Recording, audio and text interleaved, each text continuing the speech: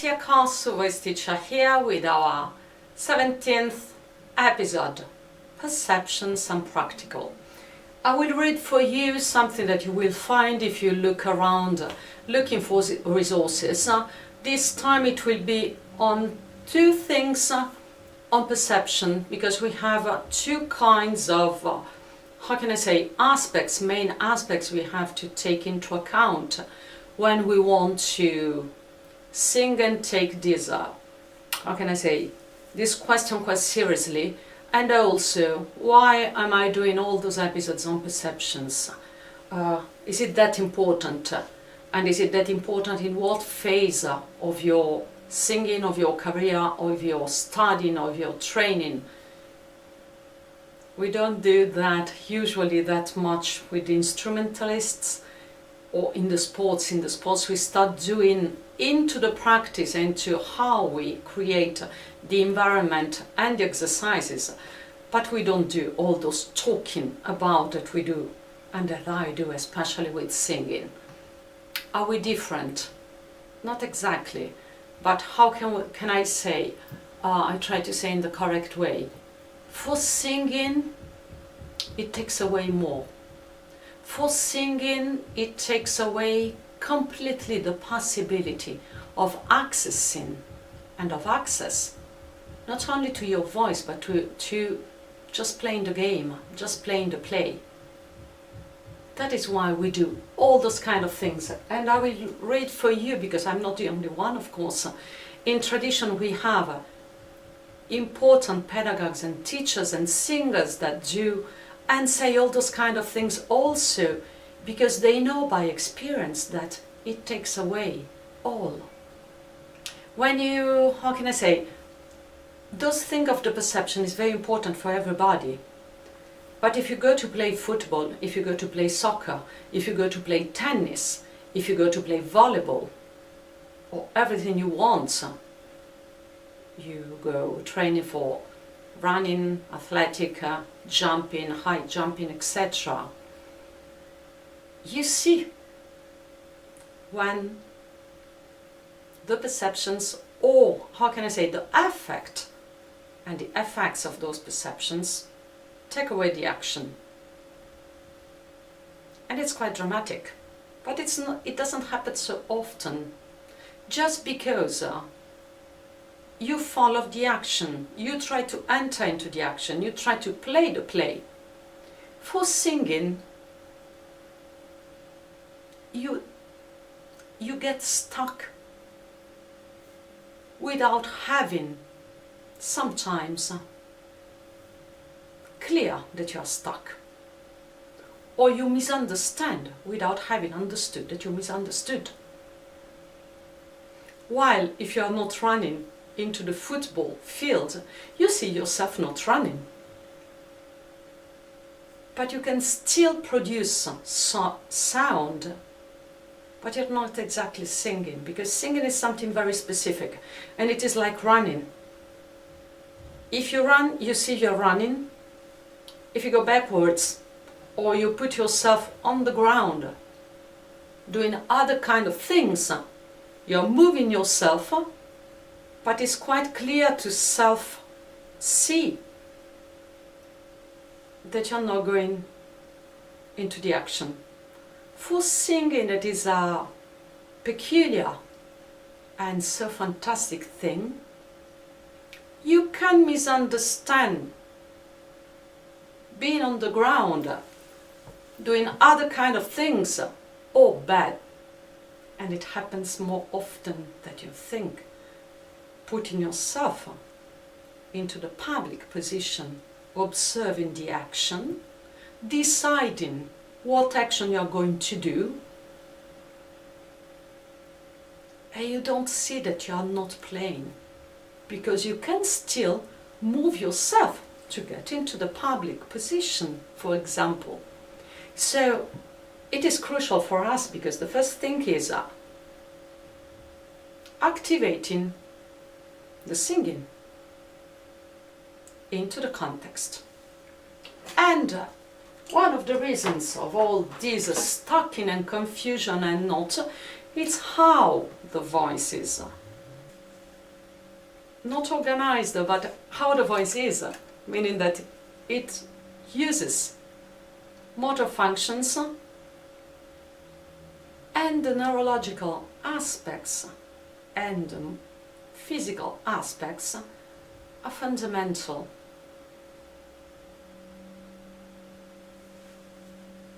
Jerome Hines, The Four Voices of Man, the preface.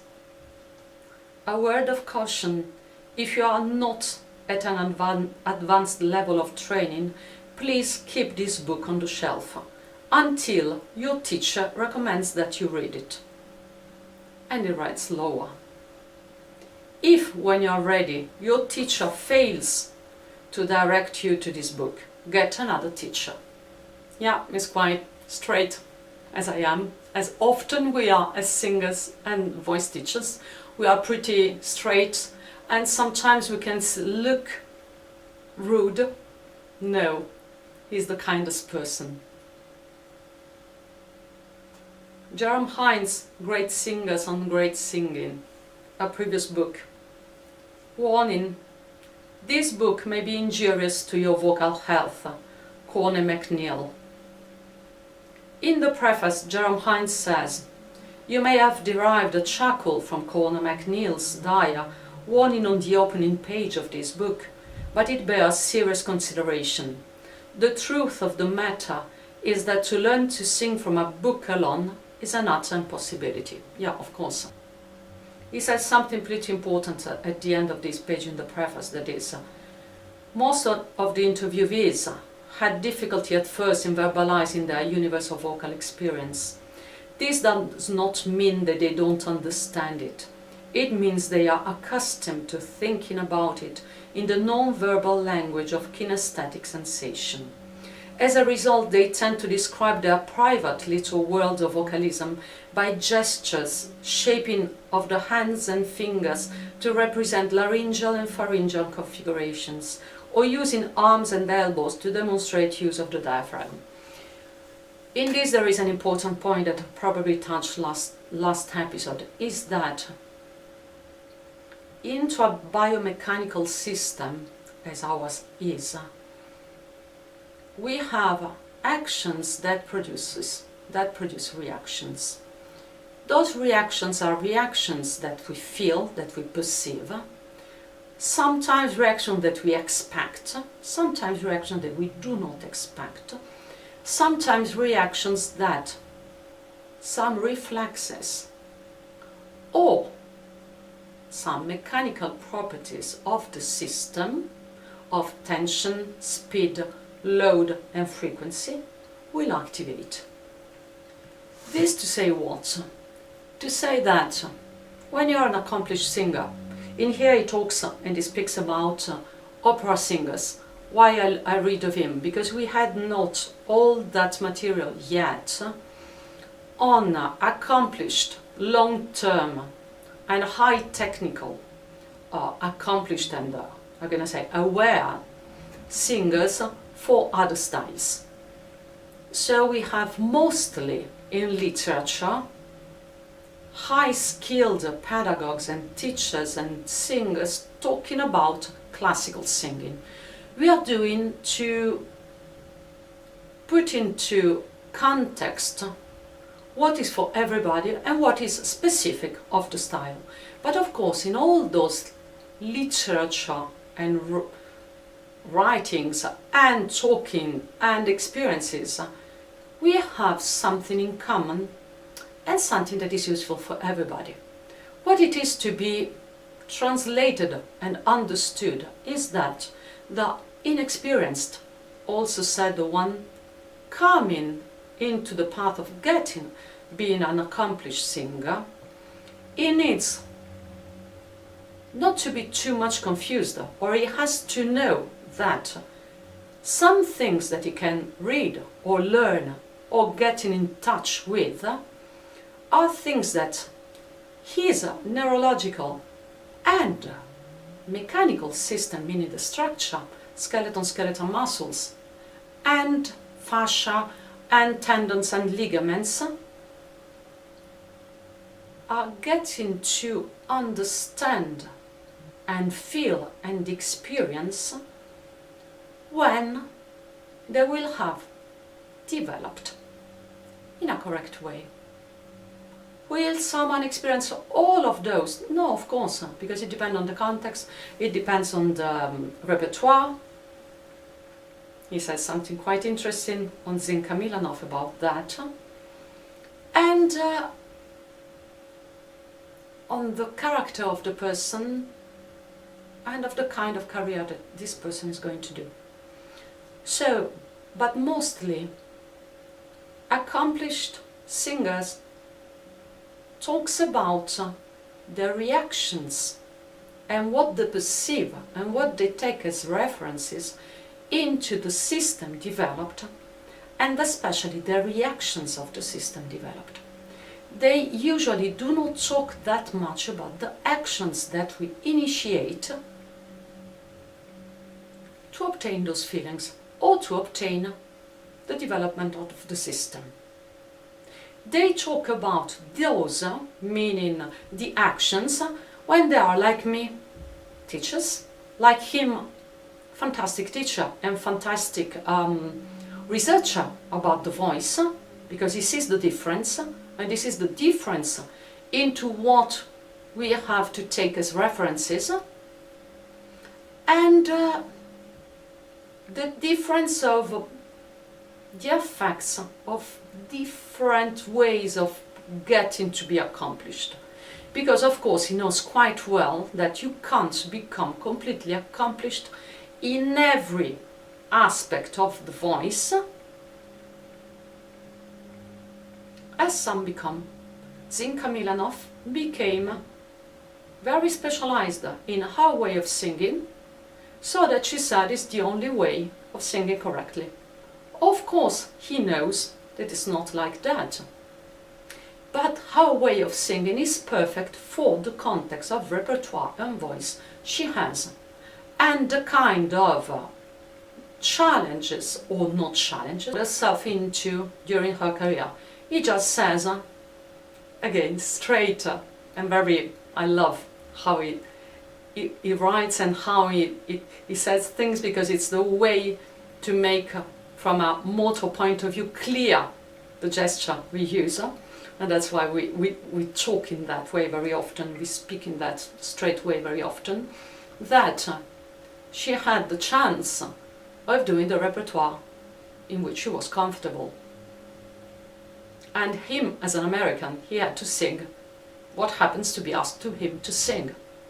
In my career also was a career in which they asked me to sing many different things, and I was not specialized. I was not a baroque singer. I was not a chamber singer. I was not an opera singer. I sang opera, chamber music, ancient music, baroque music, contemporary music written for me especially. And so I understand perfectly what he says, because he says you can't sing Wagner as you sing Mozart. You can get to sing both. But in here he says something pretty important: to get to be the singer to sing both, or yet to sing, yet to start well Mozart. Also in the preface of great singers, I have encountered many students with good natural material, some the proud possessors of an academic background, who still do not have mentally what it takes to put it all together and make it work. Such students will inevitably be ruined by any and every teacher with whom they come in contact. I say, yes, it's true, if they want to maintain the mentally and instrumental attitude they have at that point. If they get to understand that they can take away some stiffness in it, they absolutely can flip this. In his experience, it doesn't happen. And no, I know it can happen, but it takes a step into the dance and a step into physiology. He says there a little below, they will not be able to resolve the semantic confusion that arises from seemingly conflicting statements made by famous singers. They will not be capable of translating the verbal imagery in this book into their own private vocabulary of bodily sensation. And just as important, they will not be able to adjust to the iron-willed discipline needed to forge a successful career. For the last part, we have to say something that now it's pretty different, is that in his epoch, it is exactly as in my epoch when I studied, it is that usually we did train for a long time with some great trainer, or we tried to get to at least one or two really renowned and great teachers, and let them do everything they wanted with us, because this will take us into something that is in common with everybody, and it will take away some blindness that can be physical or mental that everybody has. The career for now, sometimes in music and especially in American view, how they still do, some UK also, they are still like that. They study perhaps not, as I said, with the best and the highest level they can find, but they study for many years, as usual thing. They take voice lessons, usually with a mixture of musical theatre, classical and popular jazz or contemporary, but they have to study musical theatre legit and not only legit, some belting but not so much focused on belting, not so much centered on belting but centered on a development of the voice that is the legit and the classical one, and then again later on eventually they decide to become singer in one style or in another. What we see now from the market and the democratization of the voice is that, and of the arts, is that sometimes in Europe quite often, but I see that also in the other countries, also US and also UK, it happens that at a certain age, 16, 18, 20, you play a bit, you start singing a bit, you start doing something, playing around, and you can start a career without this intensive training that we used to have. So it happens what? It happens that the discipline is not required to get started in a career. When do you require it? After, if you want to remain into the career, and if you want to really become a musician or a singer that will have that as his job. Otherwise, usually you don't get in that. So we don't now need to put all the discipline in front or up front, because simply it is not understood into the necessities, and it is not understood into the human and artistic development. It happens that the necessity arises after, when you really choose to do it. It happens sometimes in the lessons that you feel that you really want. And when it is like that, yes, you arise the discipline. So this has to be said. Last thing. The first is hearing and imitating. I almost hesitate to use the word imitating, since it is generally so maligned by the pedagogues. So much is made, and rightfully so, of directing students to discover their own voices without imitating someone else, that we tend to forget the importance of the ability to imitate. Why to imitate? Because when I was saying the first thing with singing is that you have to actually get into the field and play the play. If you're stuck into the public position or doing something else that you don't understand, that is something else, imitating is a great way to unstuck yourself and learning to follow the others, learning to, how can I say, do what others are doing. If you choose well, it's not only not bad, but it's pretty fantastic. Why I say all those things? He studied physics. I studied chemistry and theoretical mathematics for chemistry. So, what he said, he taught me to think logically. That is what we are doing now, in this epoch especially. So, we listen to her. The students that were studying voice, they think of their voice first. You can't do that. You can't listen to yourself when you sing. You're going to hear it, but you can't concentrate on it. And second. No, you can't concentrate on it because I listen to myself. Never. That's something you shouldn't do. It's how it feels. Because if you start listening to yourself, it's bad. Because when you're singing a song, for instance, you've got to keep in mind what you're singing about. I will change command and give a command to listen to myself. So that I can say, oh, that's good, that's bad. There's another command, that's judgment, evaluation. Good or bad? Well, I've got to make a judgment, therefore I have to give a different command. I put some other things in here, because we get back to perceptions. This is Alexander for the method, Frederick Alexander of the Alexander technique. Very renowned if you have studied into some academies. If you hadn't, it is a physical practice used to solve some physical problems that arise with voice productions and with instrument playing. He says something pretty interesting into the use of the self, that is 1946. It was a genius. The reader who reviews the experiences that I have tried to set down into the previous chapter will notice that at a certain point in my investigation, I came to realize that my reaction to a particular stimulus was constantly the opposite of that which I desired, and that in my search for the cause of this, I discovered that my sensory appreciation, feeling, what I call perception, of the use of my mechanisms was so untrustworthy that it led me to react by means of a use of myself which felt right but was in fact too often wrong for my purpose. And that's the central point of what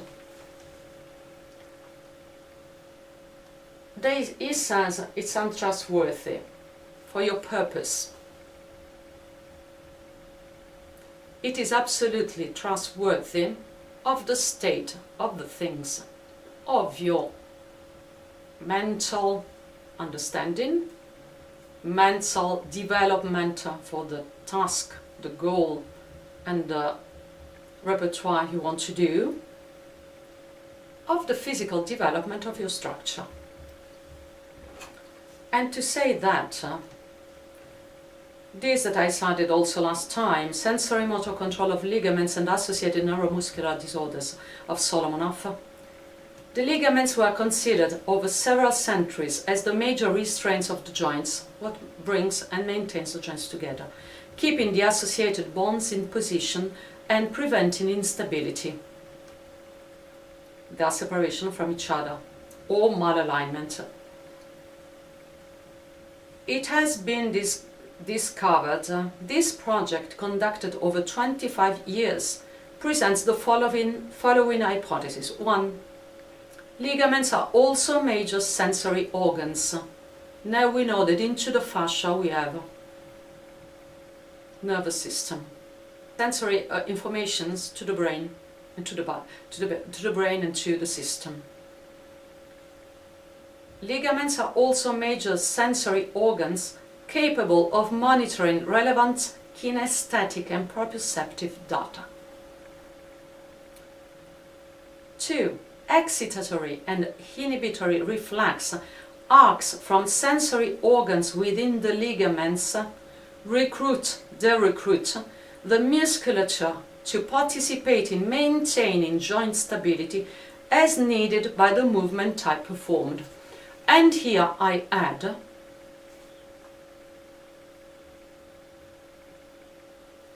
as thought needed by. Meaning what? Meaning that some situations or experiences modify the proper functional assessment of those reflexes. Also some mechanical characteristics. For example, if your ligaments become laxes, they will give the activation or deactivation in a dysfunctional way. If, for some reasons, underuse, overuse, some traumas, some state of the system for which you constantly activate sympathetic and defensive system,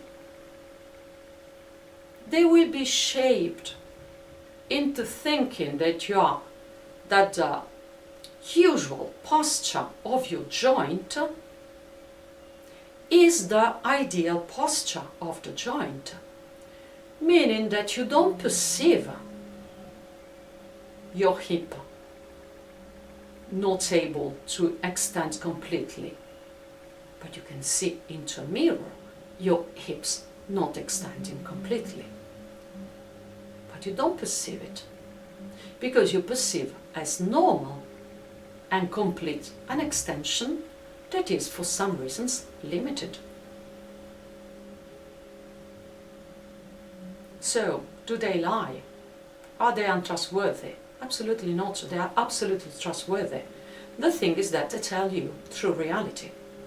And true reality has to be put, how can I say, has to be assessed.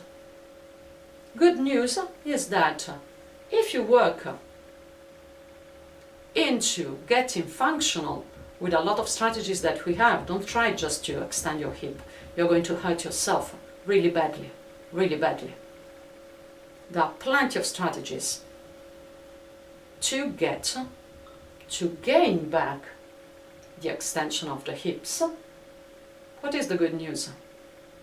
Your ligaments can get to change those assessed requirements. And this is what Alexander says. He says, do not trust for your purpose what it does.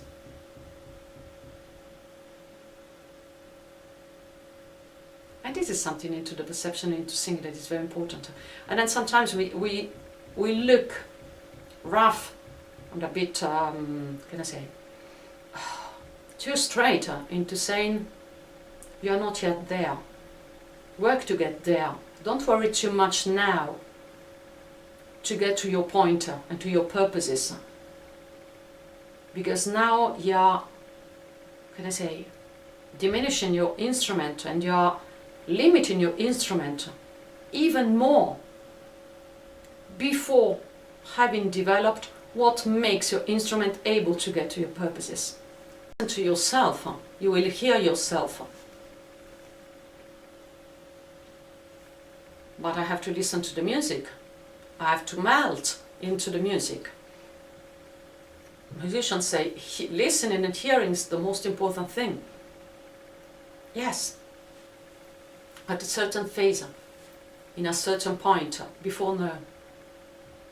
before you don't have the instrument, you get mutilated, you get unable to sing, to produce a sound, and you get unable to control the sound, and you get unable to have an instrument. So it is not, this is sometimes it's controversial because it depends also on the people.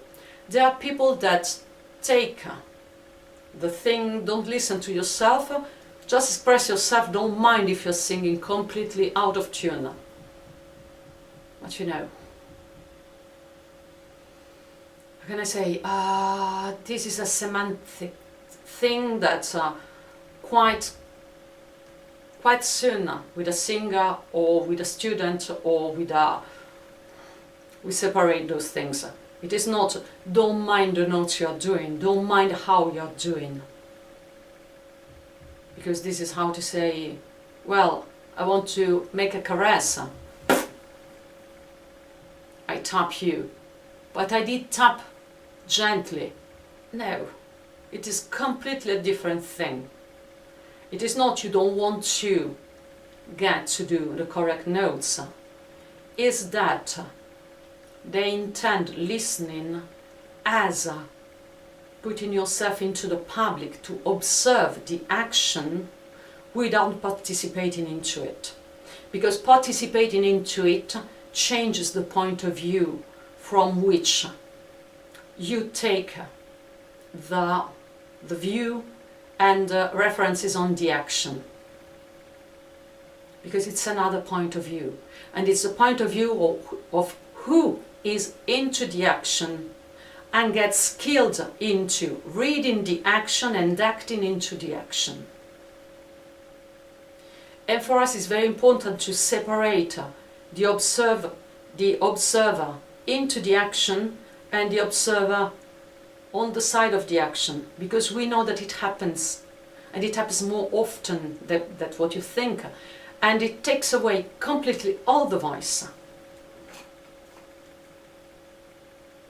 Into this episode of a few days ago, really nice that they did it.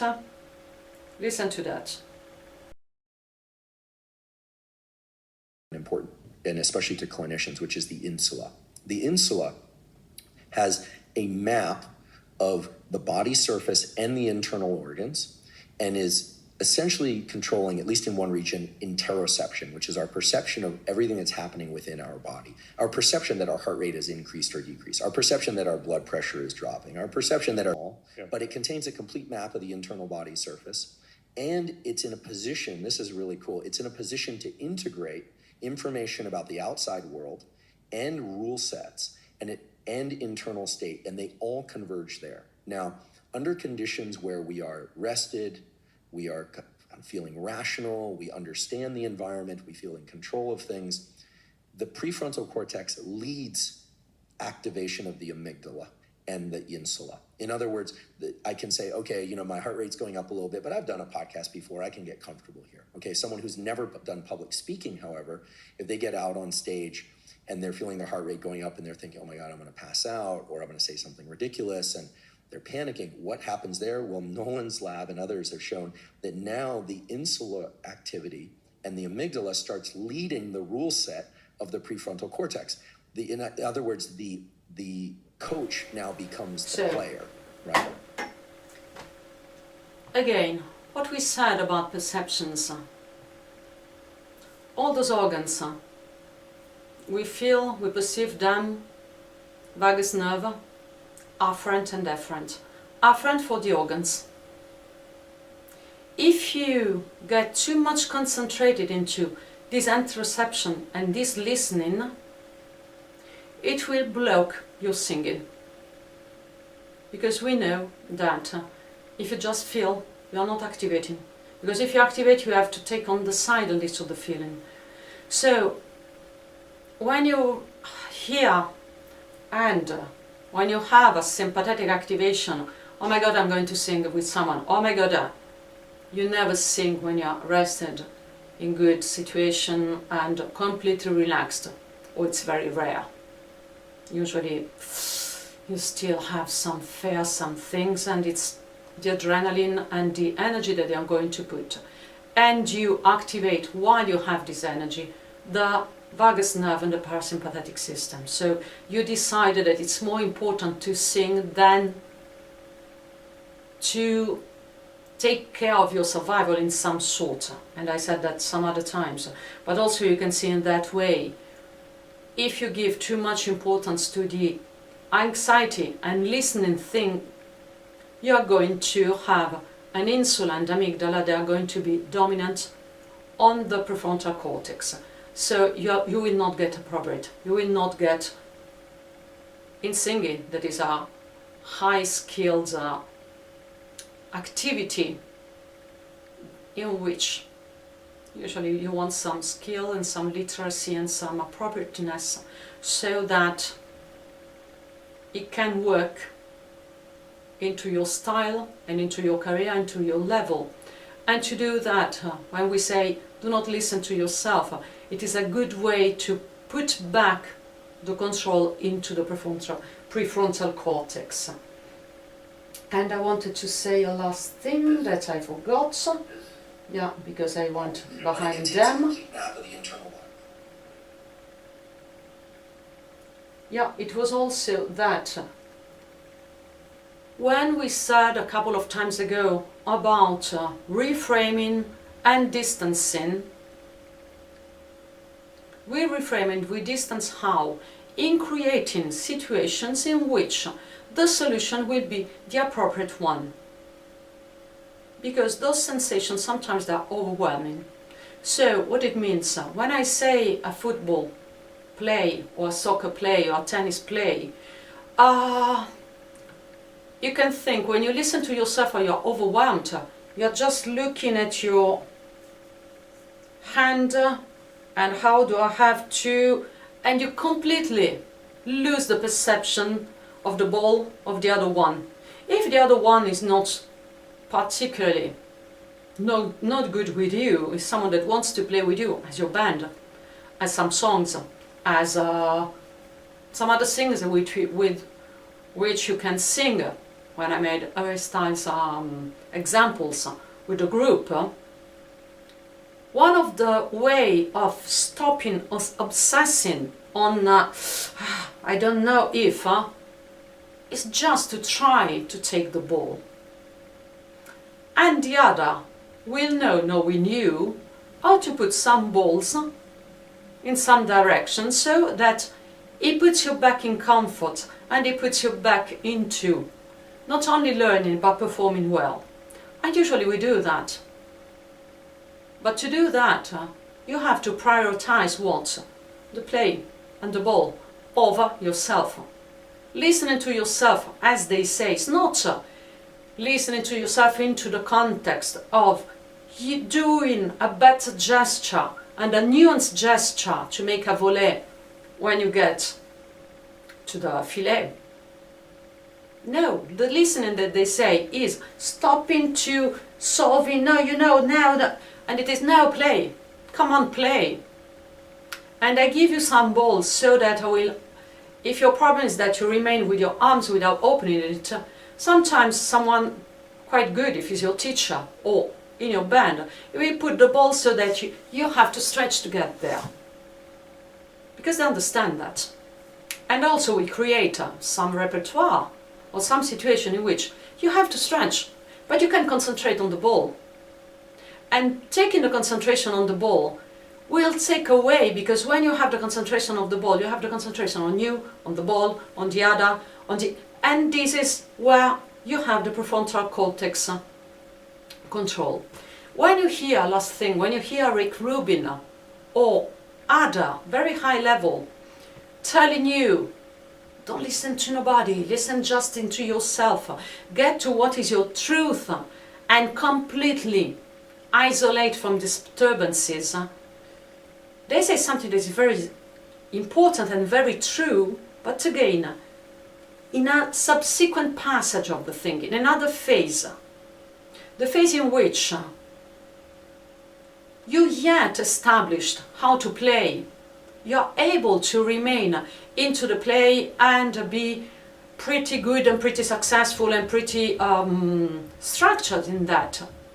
So what happens? It happens that those feelings and those perceptions and those things that in the first phase were a wall or an obstacle to the true action and the true getting to really play the play, they become the greatest gift to reignite your music and yourself and this structure with what? With the reason why you do music. Also said, what we are saying is not take away the flow, take away the perceptions, take away your talents. No, we are saying put into context and alternate the things, and take care that sometimes in voice you overlook the instrument. You think that your instrument is at the same point of a great singer, at the same point of someone effective. Sometimes it is, sometimes it's not. And mindset kind of perceptions, when they say the insular amygdala gets being dominant on the prefrontal cortex, and you feel your heartbeat, you feel all those things, you can reverse this by acting with the actions of the prefrontal cortex controller. Yeah. And those are the things that usually we teach as, I'm going to say, references when you're overwhelmed or when you don't know or when you're just inexperienced. And take care also that those are not one good for everybody. They are like grapes. It is a part in which you can have different kind of possibilities to activate or to have a reference into this domain, and there are another, and there are another. And last thing again, for sports it's a little easier since you usually practice the play of the sport and not only the training quite often. With music, if you don't put yourself into a context as the weekly play, it is a little more difficult. And that's why we have to create situations in which you train also as if you were playing, really playing, if you don't have all these possibilities of playing and performing. And again, get performing, get playing, not only for what you want, but just to have experience, how to prove yourself, to try and say, yeah, okay, I do. Covers for that are fantastic, because you have something to imitate without taking yourself out of it. See you next week. Another recap. Mind-brain aspect of perception. 2. Ligaments, joints, muscles and organ aspects of perception, the actual structure.